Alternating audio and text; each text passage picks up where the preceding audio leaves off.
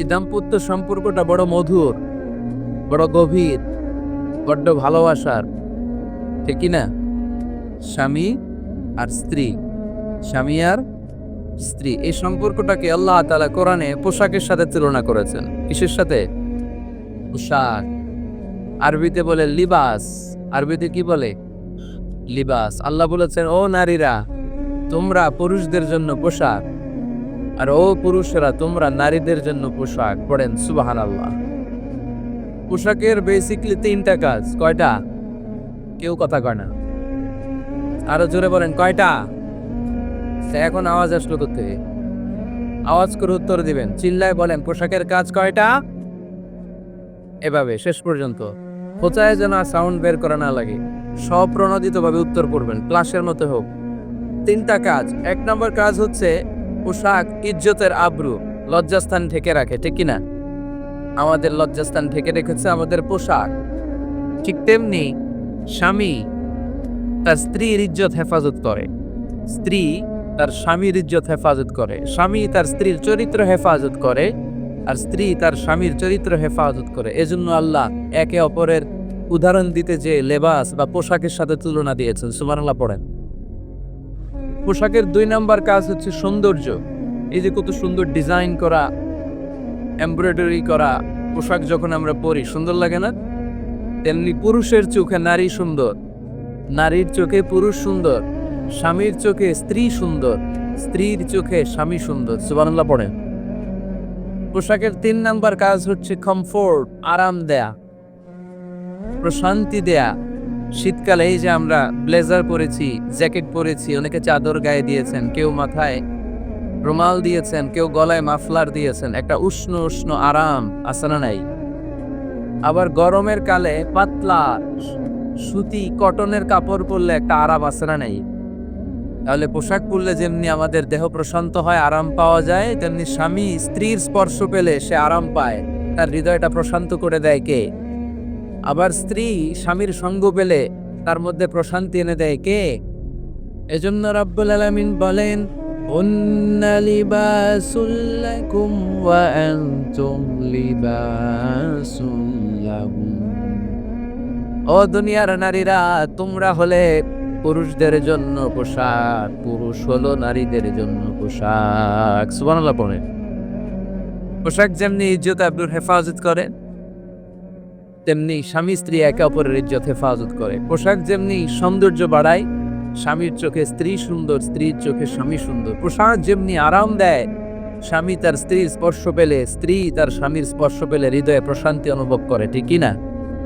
এজন্য দাম্পত্য জীবন, এখানে স্বামীও আছে স্ত্রীও আছে, ইংরেজিতে বলে কাপল, কাপল লাইফ। এই বিশ্ব সভ্যতা নির্মাণে নারী পুরুষ, স্বামী স্ত্রী দুইজনেরই অবদান আসরা নাই। এজন্য সুনানে তিরমিজির বর্ণনায় আল্লাহর হাবিব সাল্লাল্লাহু আলাইহি ওয়াসাল্লাম বললেন, আন-নিসাউ শাকাইকুর রিজাল, নারীরা হচ্ছে পুরুষের কাউন্টার পার্ট, নারীরা হচ্ছে পুরুষের পার্টনার, সহকর্মী, সহযোগী। এই বিশ্ব সভ্যতা নির্মাণে শুধু পুরুষদেরই অবদান নাই, নারীদের অবদান আসরা নাই। এজন্য কাজী নজরুল ইসলাম অসাধারণ লিখেছে, এ বিশ্বে যা কিছু মহান চিরকল্যাণকর, অর্ধেক তার করিয়াছে নারী, অর্ধেক তার নর। তার মানে নর নারী, স্বামী স্ত্রী দুইজনেরই অবদান এই মানব সভ্যতায় আছে না নাই? এই সম্পর্কটাকে আল্লাহ লেবাসের সাথে তুলনা করুন, মেটাফরিক্যালি, রূপক ভাবে আল্লাহ পোশাকের সাথে তুলনা করলেন। পোশাক যেমনি গায়ের সাথে লেগে থাকে, পোশাক যেমনি চামড়ার সাথে মিশে থাকে, স্বামী স্ত্রীর সম্পর্কটাও এরকম একাকার, মিলেমিশে, ভালোবেসে একাকার। স্বামী স্ত্রীর রিলেশনশিপ সম্পর্কটা অনেকটা হাত আর চোখের মতো। হাত ব্যথা পেলে চোখ দিয়ে পানি ঝরে, আবার চোখ দিয়ে পানি ঝরলে হাত সেই পানি মুছে দেয়, ঠিক কিনা? তাহলে সম্পর্কটা কেমন যেন হাত আর চোখের মতো। হাত কেটে গেলে পানি পড়ে কোন দিক দিয়ে? চোখ দিয়ে পানি ঝরে। আবার চোখ দিয়ে পানি ঝরলে চোখের পানি মোছার জন্য হাতের দরকার আছে না নাই? তাহলে একেবারে মিলেমিশে একাকার সুখীর দাম্পত্য জীবন, স্বামী স্ত্রী এই জান্নাতি সম্পর্কটাকে কিভাবে উপভোগ করবে, কিভাবে একে অপরের সাথে ডিলিংস করবে, আচরণ করবে, এ ব্যাপারে কোরআন এবং সুন্নাহ আমাদের জন্য গাইডলাইন দেয়া আসরা নাই। আমরা গাইডলাইন নিব কোরআন থেকে। কোত্থেকে? কোরআন থেকে আর সুন্নাহ থেকে। কারণ এই কোরআন আর সুন্নাহ আমাদেরকে সঠিক জীবন দর্শন শিখায়, কিভাবে এই পৃথিবীতে চললে পৃথিবীতেও সুখ, আবার আখেরাতেও সুখ, এর সব দিক নির্দেশনা কোরআনে আছে না নাই? তাহলে এই যে স্বামী স্ত্রীর দাম্পত্য জীবন, এক্ষেত্রে প্রত্যেককে আল্লাহ তাআলা কিছু দায়িত্ব দিয়েছে। আজকে দায়িত্বগুলোর ব্যাপারে আমরা শুনি। স্ব স্থানে থেকে প্রত্যেকেই, স্বামী যদি স্বামীর দায়িত্ব পালন করে, স্ত্রী যদি স্ত্রীর দায়িত্বটুকুন পালন করে, তাহলে দাম্পত্য জীবনটাকে জান্নাতি দাম্পত্য সুখ দিয়ে ভরে দিবে কে? আল্লাহ। আমাদের প্রত্যেকের দাম্পত্য জীবন সুখী হোক, সমৃদ্ধ হোক, আমরা চাই কি চাই না? অনেকে বলে হুজুর সুখ নাই, সুখ নাই, ঘরের ভেতরে গেলেই জাহান্নাম। আহা, কথা শোনে না আমার। আবার স্ত্রীরা বলে হুজুর দোয়া করবেন, পরকিয়া করে, খালি এসএমএস পাঠায়, আমারে ভাল লাগে না, এখন এখন অন্যদিকে ঘুরে, এরকম আসরা নাই? দুই দিক থেকে অভিযোগ। বন্ধের জন্য কোনো প্যান্ডেল ট্যান্ডেল আছে নাকি আজকে? হ্যাঁ, দিনের বেলা সমাবেশ ছিল তো, এটা হয়ে গেছে। মাইকের সাউন্ড নিশ্চয়ই। এই এদিকে উঠছে কে? টান দেন এদেরকে ধরে, টানেন টানেন, টাইনা বসান বসান, টান দেন টান দেন, হুজুরে ধরেন, হুজুরে ধরেন। ধরতে পারেন নাই হুজুরে? ধরছেন? হ্যাঁ, টান দেন। এই তো, টাইনা বসো। এদিকে তাকান, এদিকে হয়েছে। হ্যাঁ, বসায় দিচ্ছি। এইভাবে চলবে একেবারে শেষ পর্যন্ত। উঠলে খবর আছে। শুরুতে সুযোগ দিয়েছি, সুযোগ নেন নাই। তো আমরা প্রথমে স্বামীর দায়িত্ব শুনবো। দাম্পত্য জীবনে স্বামীকে আল্লাহ তাআলা কি দায়িত্ব দিয়েছে, তারপর স্ত্রীকে আল্লাহ তাআলা কি দায়িত্ব দিয়েছে, এবং দুইজনের আবার কালেকটিভ সম্মিলিত কিছু দায়িত্ব আছে, এগুলো আমরা শুনবো। শুনতে রাজি আছেন তো? কষ্ট হচ্ছে আপনাদের? আচ্ছা। এই বাম দিকটা আমাকে কষ্ট দিয়েই যাচ্ছে, খালি আওয়াজ, কথা। একটু থামছে আবার শুরু। কেন? আমার দিকে তাকান। আরেকজন থামতে বলছে কে আপনার? এই থামো থামো, এগুলো বলেন কেন? আপনি থামেন। তাহলে তো হ্যাঁ, আবার আমার সাথে কথা বল। আপনি চুপ। প্রথমে আমরা সম্মিলিত দায়িত্বের কথা শুনবো। সম্মিলিতভাবে আল্লাহ স্বামী স্ত্রী দুইজনকেই কিছু দায়িত্ব দিয়েছে, যে দায়িত্বটা দুইজনের উপরই বর্তায়।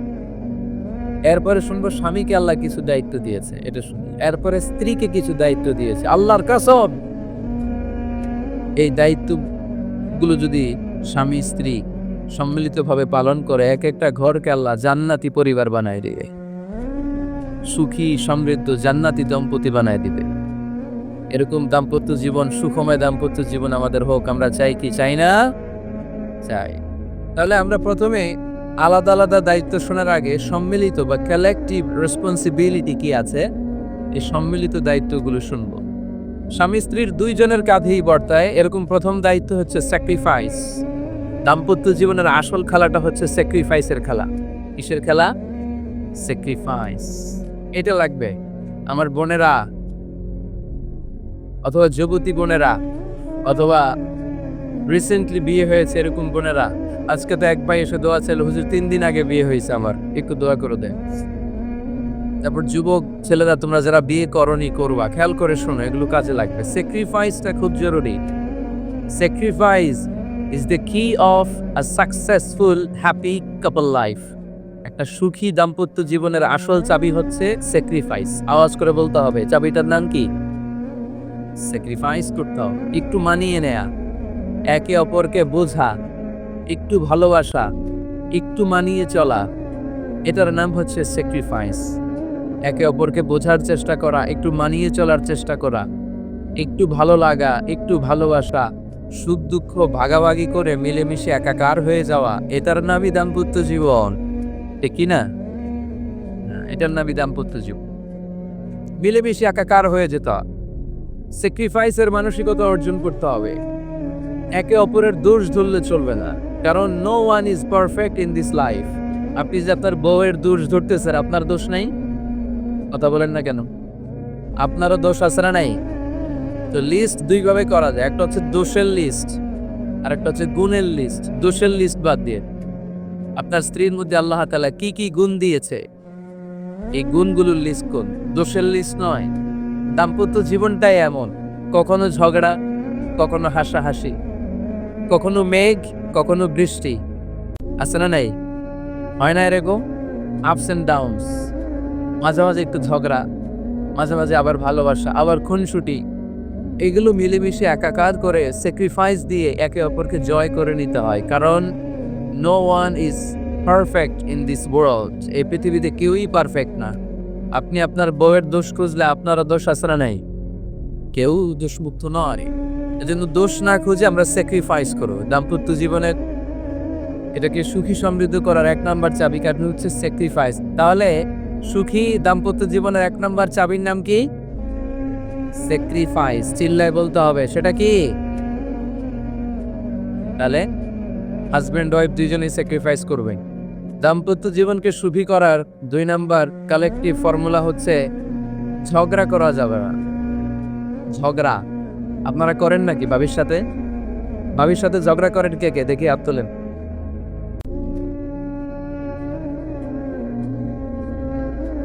এদিকে সব আল্লাহর ওলি, এরা ঝগড়া টগড়া করে না। আপনি করেন? এই সাহসী সন্তান আছে কিছু, মাশাআল্লাহ। ঠিক আছে, বেশি করেন না আবার। হ্যাঁ ঠিক আছে, ঠিক আছে, তোমরা করো, বলছি আপনারা করেন। ওকে, না ঝগড়া করা যাবে না। একজন ঝগড়া শুরু করলে আরেকজন চুপ থাকতে হবে। দুইজনই ঝগড়া করলে, দুইজন রেগে গেলে ঝামেলা আছে না নাই? স্বামী রেগে গেলে স্ত্রী চুপ, স্ত্রী কখনো রেগে গেলে স্বামী চুপ, দুইজনই রেগে গেলে তৃতীয় বিশ্বযুদ্ধ, ঠিক না? এই জন্য ঝগড়া করতে দেয়া যাবে না। কারণ এই ঝগড়া, সামান্য ঝগড়া থেকে এই ঝগড়া বাড়তে বাড়তে এটা বিচ্ছেদের দিকে গড়ায়, ডিভোর্স হয়ে যায়। এরকম কত কেস যে আমার কাছে আসে, কত কেস যে আমার কাছে আসে যে হুজুর ছোট্ট ঝগড়া থেকে আমাদের মধ্যে ঝগড়া বাড়তে বাড়তে ইগো প্রবলেমের কারণে বিচ্ছেদে গড়ায়। আর এই ঝগড়া একটু শুরু হলে ইবলিস শয়তানের কাজ হচ্ছে পালে বাতাস দেয়। কি দেয়?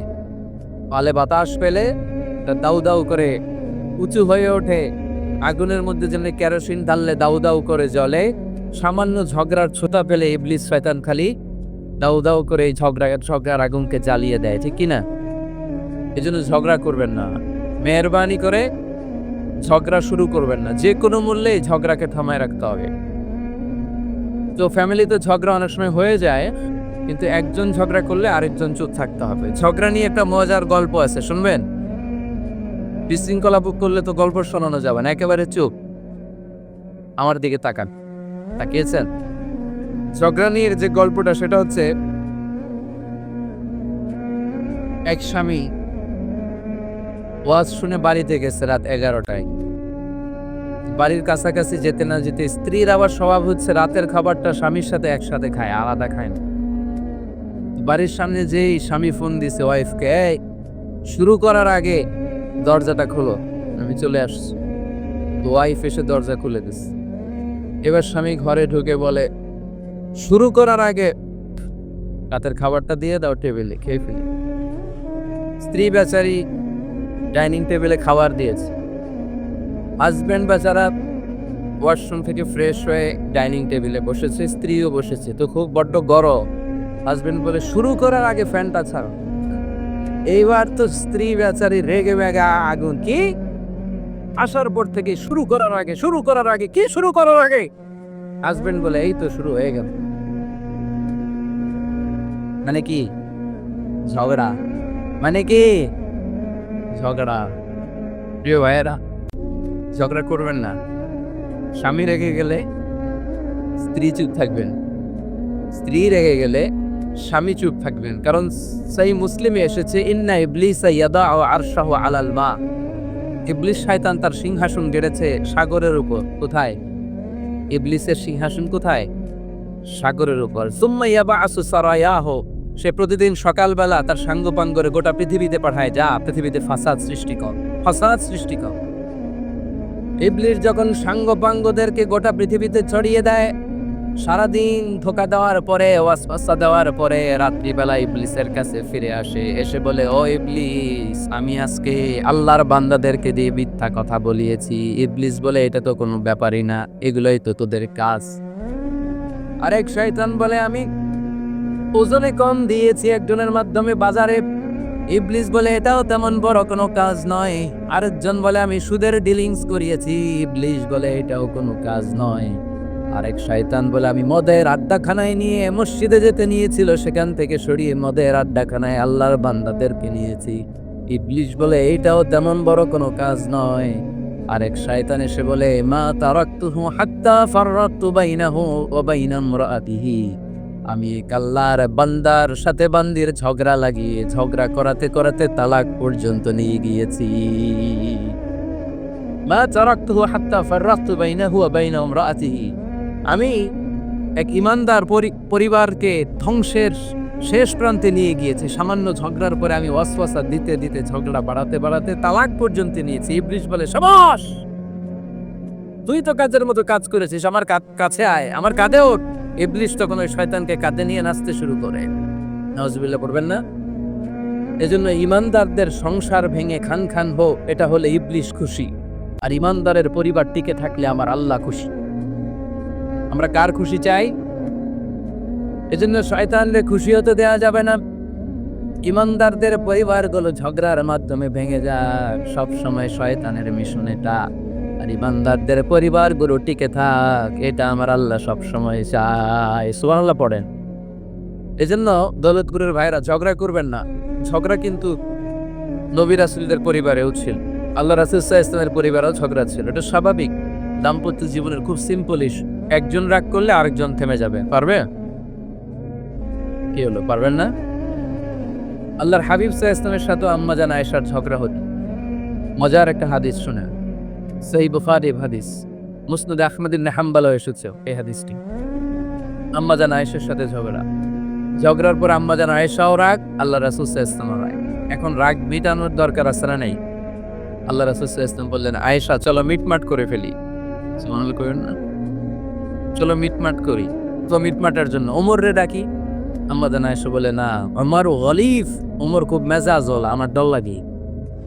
তোমার আব্বারে ডাকি। আব্বারে ডাকি। আব্বারে ডাকেন। খুশি হয়ে গেছেন আম্মা জান আয়েশা রাদিয়াল্লাহু আনহা। আবু বকর রাদিয়াল্লাহু চলে আসলেন, দাঁড়ালেন। এবার বিষ্ণু ইসা ইসলাম বললেন, তাতাকাল্লিমিন আও আতাকাল্লাম, কি ঘটছে আমাদের মাঝে, তুমি বলবা না আমি বলবো? আম্মা জান আয়েশা বললেন, তাতাকাল্লামু আনতা ওয়ালা তাকুল ইল্লা হাক্কান, আপনিই বলেন তবে সত্য ছাড়া মিথ্যা বললেন না।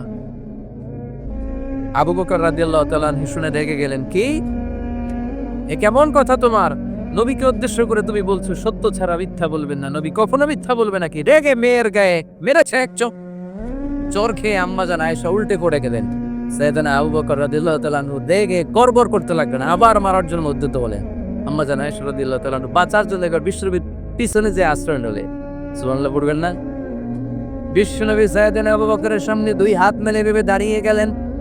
আল্লাহর হাবিব যখন আম্মা জান আয়েশাকে বাঁচানোর জন্য দুই হাত উঁচু করে দাঁড়িয়ে গেলেন, সাইয়েদনা আবু বকর থেমে গেলেন। সাইয়েদনা আবু বকর এই পরিস্থিতি দেখে ঘর থেকে বের হয়ে ঘরের বাইরে দাঁড়ালেন। এবার আল্লাহর রাসূল সাল্লাল্লাহু আলাইহি ওয়াসাল্লাম আম্মা জান আয়েশাকে তুললেন, বললেন, ইয়া আয়েশা কাইফা রাআইতিনি আনফাসতুকি মিনার রাজুল, দেখলা নাকি কেমন করে আমি তোমার বাবার হাত থেকে তোমারে বাঁচালাম? আজকে আমি যদি সামনে দাঁড়িয়ে না বাঁচাতাম, তোমার বাবা তোমারে একেবারে মেরেই ফেলতো। সুবহানাল্লাহ বলে। দেখছো আয়েশা, আমি বাঁচাইলাম তোমারে, আমার সাথে ঝগড়া করো, আমি বাঁচাইলাম। এই কথা শুনে আম্মা জান আয়েশা রাদিয়াল্লাহু তাআলা লজ্জায় পড়ে হেসে দিলেন। সুবহানাল্লাহ পড়বেন না? এত আস্তে সুবহানাল্লাহ। লজ্জায় হেসে দিলেন। বিষ্ণু ইসা ইসলাম এবার হেসে দিলেন। দুজনের হাসাহাসি শুনে বাইরে থেকে আবু বকর রাদিয়াল্লাহু তাআলা আনহু হাসির আওয়াজ শুনে অবাক, কি রে এতক্ষণ যুদ্ধ, এখন আবার হাসি কেন? হাসে দেখার জন্য সাইয়েদনা আবু বকর রাদিয়াল্লাহু তাআলা আনহু ঘরের ভেতরে ঢুকলেন। ঢুকে দেখেন আম্মা জান আয়েশাও হাসে, বিশ্বনবীও হাসে, সাইয়েদনা আবু বকর হেসে দিলেন। আরশের উপর থেকে খুশি হয়ে গেলেন কে? এবার সাইয়েদনা আবু বকর বললেন, ইয়া রাসূলুল্লাহ, ইয়া হাবিবাল্লাহ, আশরিকানি ফি সিলমিকুমা কামা আশরাকতুমানি ফি হারবিকুমা। নবী গো, আপনাদের দুইজনের মধ্যে যুদ্ধ লাগলে যেমনি মিটমাট করার জন্য আপনি আমারে ডাকেন, আপনাদের এই আনন্দ গণ মুহূর্তগুলোতে শরীক হওয়ার জন্য মাঝে মাঝে আমারে ডাইকে। সুবহানাল্লাহ পড়েন। আপনাদের মধ্যে যুদ্ধ লাগলে সন্ধি করার জন্য যেমনি আমারে ডাকেন, আপনারা যখন আনন্দঘন পরিবেশ এরকম খুনসুটি করেন, হাসাহাসিতে মেতে ওঠেন, তখন একটু আমারে রাইখেন। সুবহানাল্লাহ পড়বেন না? দেখেন, আল্লাহ রাসূল সাল্লাল্লাহু আলাইহি ওয়াসাল্লাম পৃথিবীর সবচেয়ে শ্রেষ্ঠতম মানুষ। উনাদের পরিবারেও ঝগড়া হতো, কিন্তু এই ঝগড়া কোনোদিন তালাক পর্যন্ত গিয়েছে? কথা বলেন না কেন? আল্লাহর হাবিব সাল্লাল্লাহু আলাইহি ওয়াসাল্লাম তার কোন স্ত্রীকে তালাক দিয়েছেন? প্রায় আম্মা জান আয়েশার সাথে রাগারাগি হতো। আল্লাহর হাবিব সাল্লাল্লাহু আলাইহি ওয়াসাল্লাম বলতেন, আয়েশা কখন তুমি রেগে থাকো সেটাও আমি জানি, কখন তুমি আমার উপর খুশি থাকো সেটাও আমি জানি। ইয়া আয়েশা ইন্নী লা আ'লামু ইযা কুনতি আন্নী রাদিয়া ওয়া ইযা কুনতি আলাইয়া গাদবা। আয়েশা কখন রেগে থাকো তাও বুঝি, কখন খুশি থাকো তাও বুঝি। আম্মা জান আয়েশা বললেন, ইয়া রাসূলুল্লাহ কেমনে বোঝেন? বিশ্বনবী বললেন, তোমার দোয়ার বাক্যগুলো শোনো বুঝি। যখন তুমি আমার উপরে খুশি থাকো তখন দোয়ার সময় তুমি এভাবে বলো, ও রব্বি মুহাম্মদ, ও মুহাম্মাদের রব আপনি আমাদের সব গুনাহ মাফ করে দেন। আর যখন তুমি আমার উপর রেগে থাকো তখন তুমি মুনাজাতের সময় বলো, ও রব্বি ইব্রাহিম, ইব্রাহিমের রব আপনি আমাদেরকে ক্ষমা করে দেন। তার মানে যখন তুমি রেগে থাকো তখন দোয়ার সময় আমার নামটা মুখে নিতে চাও না। সুবহানাল্লাহ পড়েন। তখন তুমি দোয়ার সময় অন্য নবীর নাম নাও। আম্মা জানা এসে বললেন, ইয়া রাসূলুল্লাহ মা আহাজরু ইল্লা ইসমাক, আমি তো শুধু নামটাই সরাই, আমার মুখ থেকে কেবল আপনার নামটাই সরায় রাখি, আমার হৃদয় থেকে কখনো আপনারে সরাতে পারি না। আমার হৃদয় জুড়ে আপনি, মা আহাজরু ইল্লা ইসমাক, নবী হে আমি শুধু দোয়ার সময় রাগের মাথায় আপনার নামটা বাদ দিই, হৃদয় থেকে তো আপনারে বাদ দিতে পারি না। সুবহানাল্লাহ বলবেন না? তার মানে নবীদের ফ্যামিলি তো ঝগড়া এগুলো হতো, কিন্তু এটা তালাক পর্যন্ত গড়াতো না, ঠিক কিনা? তাহলে এখন থেকে আমাদের এই স্লোগান নিতে হবে যে ঝগড়া করলেও আমরা ডিভোর্সের দিকে যাব না। পারা যাবে? আর একজন রেগে গেলে আরেকজনকে চুপ থাকতে হবে। ভাবি রেগে গেলে আপনি চুপ, পারবেন? পারবেন না? ইনশাআল্লাহ। এই যারা বিয়ে করে না এরা ইনশাআল্লাহ, আর বাকিরা চুপচাপ। আওয়াজ করে পড়েন না ইনশাআল্লাহ। তাহলে প্রথমে স্যাক্রিফাইস, তারপর ঝগড়া করা যাবে না। 3 নাম্বার, দাম্পত্য জীবনের কোনো গোপন কথা অন্যের কাছে শেয়ার করা যাবে না। হাদিসে এসেছে, এটাকে বলা হয়েছে আ'যামুল আমানা, এটা সবচেয়ে বড় আমানত। যারা দাম্পত্য জীবনের একান্ত বিষয় কারোর সাথে শেয়ার করে তারা সবচেয়ে বড় কবিরা গুনাহ করে। আশরারুন নাস বলেছেন বিশ্বনবী এদেরকে, সবচেয়ে নিকৃষ্ট মানুষ। ইয়াউমাল কিয়ামাতি মানজিলাতান, আল্লাহর কাছে কিয়ামতের দিন সবচেয়ে নিকৃষ্ট হয়ে দাঁড়াবে ওই দম্পতি, ওই নারী কিংবা ওই পুরুষ। তুফদি ইলা যাওজিহি ওয়া ইউফদি ইলা যাওজিহা সুম্মা ইউমশিরু সিররাহা, তারা একান্ত সময়ে ফিজিক্যাল ইন্টিমেসিতে যা করে এটা পরে মানুষের কাছে বলে বেড়ায়, এরকম আসরা নাই? খবরদার, এটা বড় কবিরা গুনাহ। অনেক বোনরা একসাথে হলে দাম্পত্য জীবনের বিভিন্ন গোপন বিষয় নিয়ে কথা বলে, আসরা নাই? অনেক পুরুষরা একে অপরের সাথে, বন্ধুদের সাথে বিভিন্ন বিষয় নিয়ে শেয়ার করে, এটা এমন ওইটা এমন, এগুলো বলা যাবে? আসিবাউ হারাম, দাম্পত্য জীবনের সব বিষয়, স্বামীর সব বিষয় স্ত্রীর কাছে আমানত, স্ত্রীর সব বিষয় স্বামীর কাছে আমানত রেখেছে কে? দাম্পত্য জীবনের এই প্রাইভেট লাইফের কোনো কিছু কিয়ামত পর্যন্ত অন্যের কাছে প্রকাশ করাকে হারাম ঘোষণা করে দিয়েছে কে? এজন্য খবরদার আমার বোনেরা, একসাথে মহিলারা হলে পেটের কথা পিঠের কথা সব বের করে দেয়, আসরা নাই? কিছু থাকে না, সব বের হয়ে যায়। খবরদার, সব বললেও দাম্পত্য জীবনের কোনো কথা শেয়ার করা যাবে?